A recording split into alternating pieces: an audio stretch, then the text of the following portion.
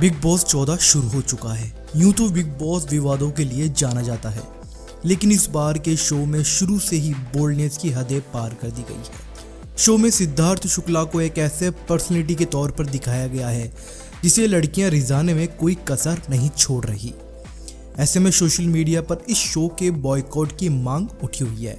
दरअसल एलिमिनेशन से बचने के लिए लड़कियों को एक टास्क दिया गया था, जिसमें बिग बॉस ने लड़कियों को इम्यूनिटी पाने का एक मौका दिया। इस इम्यूनिटी टास्क में लड़कियों को सिद्धार्थ शुक्ला से अपनी बॉडी पर टैटू बनवाना था और उन्हें इम्प्रेस करना था, ताकि सिद्धार्थ उन्हें एलिमिनेशन से सेव कर सके।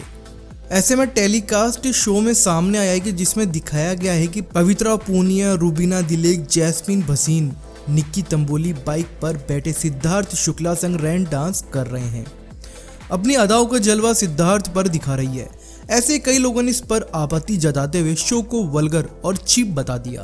ट्रोल्स बिग बॉस 14 को बैन करने की मांग उठ रही है। Hashtag boycott big boss 14 trend कर रहे हैं।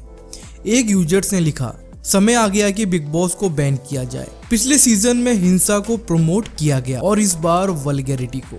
यूजर्स का कहना है कि टास्क के नाम पर वल्गैरिटी को बर्दाश्त नहीं किया जाएगा। ये भी कहा है कि एंटरटेन करने की और भी दूसरे तरीके होते हैं। यह टास्क एंटरटेनिंग नहीं बल्कि चीप लगा है। बिग बॉस को शर्म करने की बात भी कही गई। पिछले 2 सीजन से लगातार ऐसी मांगे उठती दिखी है।